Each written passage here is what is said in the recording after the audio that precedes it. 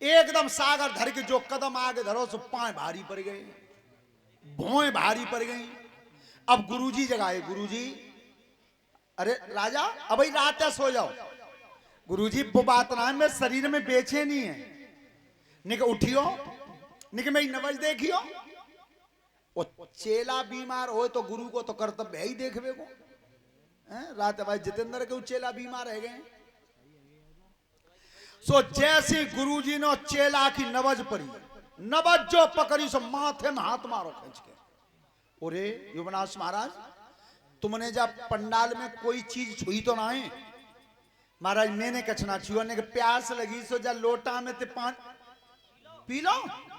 पानी तो गुरु ए पागल पुतो मैं रानी को धरो पड़ के। क्या रानी जब ब्रह्म मुहूर्त में पिया ही तो लड़का होगा? ए गुरुजी अब का हो गए हो? क्या कछना वो लड़का जो रानी के हो तो वो बत्ते हो गए हो? मुखिया जी राजी हो? ध्यान रखना, युवनाश महाराज के आज उदर में गर्व रहा, लेकिन समय आने पर जब संतान नहीं पैदा हुई तो आज संतों ने महाराज के उदर को चीरा। बेटा पैदा हुआ और जब बेटा पैदा हुआ वो तो रोने लगा। अब वो चुप नहीं हुआ तो देवराज इंद्र आए। इंद्र ने छोटी वाली उंगली बच्चे के मुंह में दे दी। बच्चा चुप हो गया। बच्चा जब चुप हुआ सो देवराज इंद्र ने कही, वशिष्ठ जी ये बच्चा ने महतारी मुझे माना है, मेरी उंगली से मुंह में देने से ये चुप हुआ है, तो इस बच्चे का मैं नाम रख रहा हूं।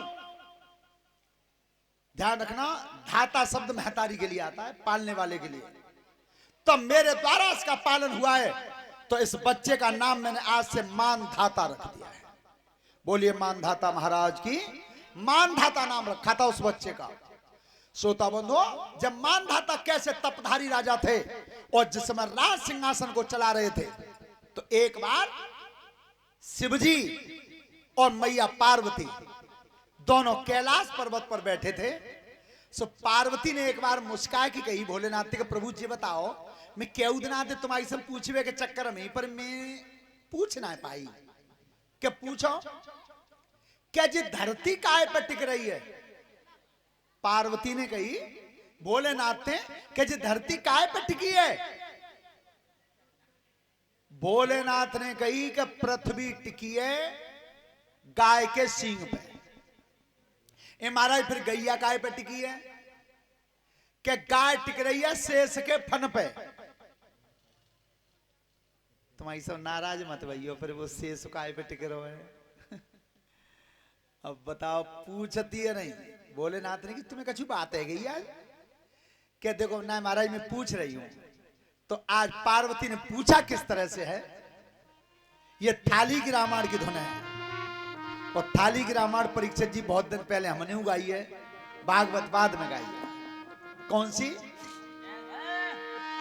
अरे गाय के सींग से सके फन में टिकी रहो भूमि को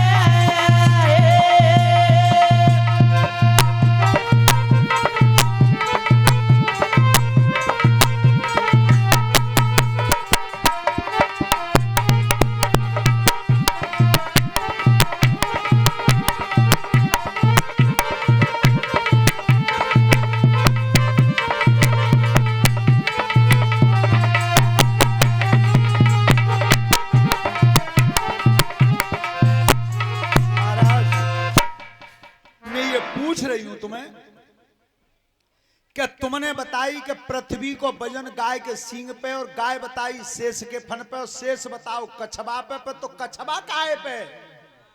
भोलेनाथ ने की धर्म के खम्भ पे, धर्म के खम्भ पे। तो बस महाराज इतनी विनती है कि बाद धर्म के खम्भ में दिखा दूंगा। भोलेनाथ ने की सुनो पार्वती अब ही मान जाओ, अब ही मान जाओ, मैं धर्म का खम्भ दिखा तो दूंगा पर तुम देख नहीं पाओगी। महाराज सुनो, अब एक बेर को चाहे 1000 बेर को और जाए तो जानते ही हो हटती नहीं है, राज हट और बाल हट और त्रिया हट।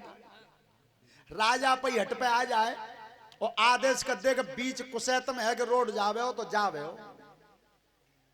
बालक तुम कितनों बढ़िया बिस्कुट नमकीन बाजार तिला के दियो पर जो तक वो एक गिलास भर के ना दुकान पे ना ले जाओ तो तक चुप ही ना हो।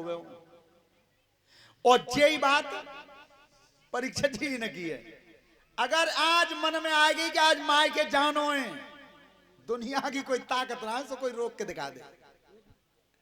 श्रोता बंधु, तो भोलेनाथ कह रहे कि देखो पार्वती अब ही मान जाओ, मान जाओ, धरती का खम्भ दिखा तो दूंगा लेकिन देख ना। महाराज सुनो, अब तो देख के ही मानूंगी। तुम क्या हुआ कहा देख के, तो चलो आ जाओ।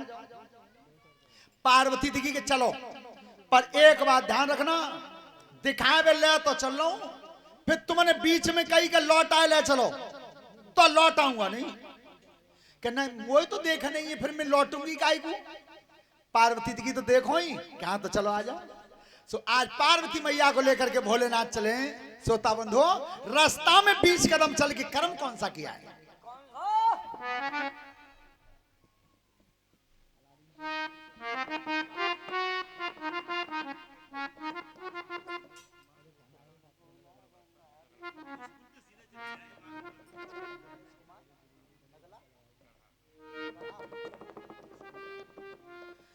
हेलो, दिनेश कुमार जी मास्टर साहब जी नगला गढ़ा से ये 500 रुपए की हार माला से हमें सम्मानित किया है।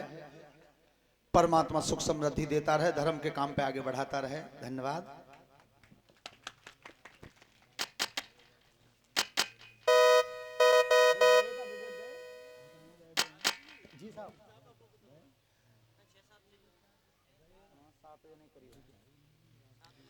ध्यान रखना यज्ञपति महाराज जी, आज रूप किसका बनाया जब पार्वती लेके चले हैं।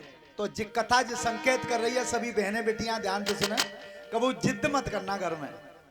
हाँ, जिद जो है तुम्हारी कबू कबू बहुत नीचे ले जा सकते हैं। क्या किया? सुनो भूप धरे ध्यान गुरुदेव, अरे चुनरिया अरे मैया ने रे ओरी,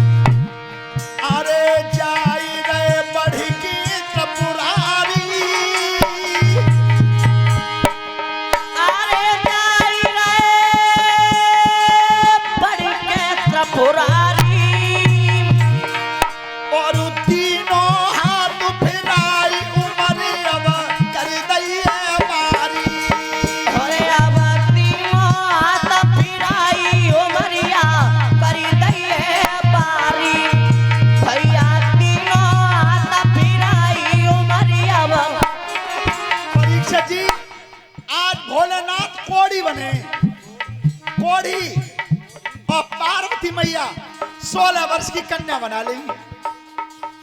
भोलेनाथ की चिका कर रहे हो, क्यों धर्म के खम्भ ना देखो ही, पीछे आओ मेरे, चुपचाप बिल्कुल। भोलेनाथ चले आगे पीछे जाए रही महतारी, नंगलबासी देख रहे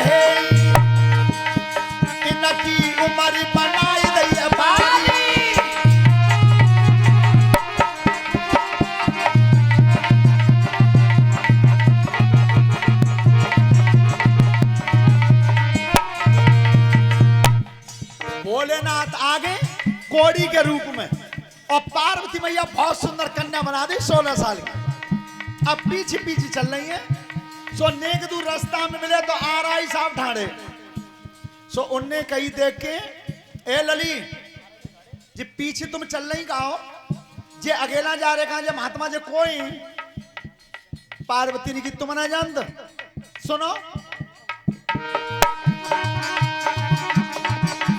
ताखन जाबुत होय जननी ने,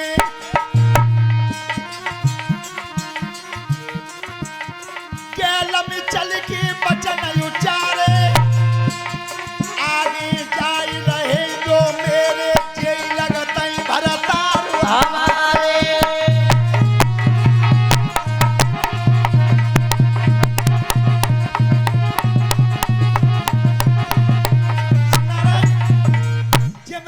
महाराज हैं ए आराई निकी का काई गुलली बुद्धि बिगड़ गई है, हैं? जब मरबे बैठे महात्मा बिल्कुल ताऊ में कोड़ चुचा रहा हो शरीर हैं? फिर के शब्द कहो दूजे ने, बेटा तेरी उम्र नहीं है, काय तू जीवन पार करती है, बिटिया बुद्धि बिगड़ गई है।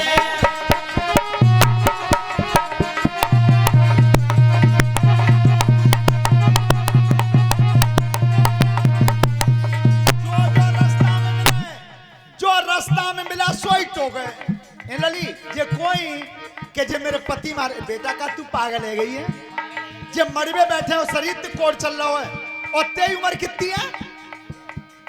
जो बार बार दोष लगाओ सबने नगर नगर पर दोष लगाओ। सो एकदम पार्वती ने की ए सुनना रहे तुम्हारी सब मुंह पर सुनी ना जाते हो जी तुम क्या कर रहे हो। वैसे तुम सही बता तुम्हें जो बीमारी आते है। भोलेनाथ ने की चो धरती के खम्भा ना देखो ही क्या हमारा सो तो देखूंगी, देखो ही तो आ जाओ।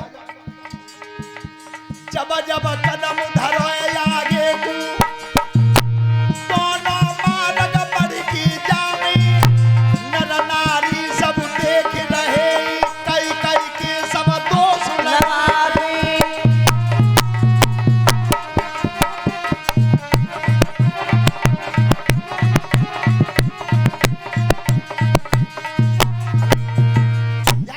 भोलेनाथ कोढ़ी बन गए थे और पार्वती मैया बहुत सुंदर रूप था, 16 वर्ष की उम्र बना दी। और जब धीरे धीरे लेके पहुंचे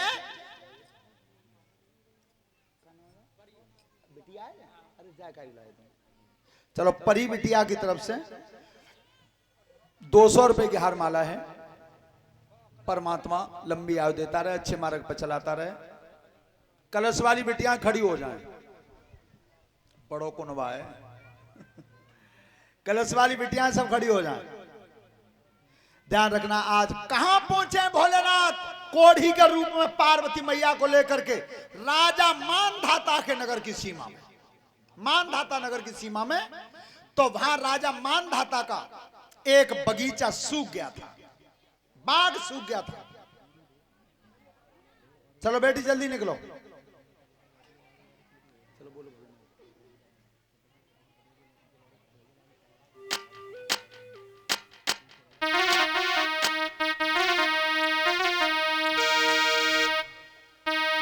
हेलो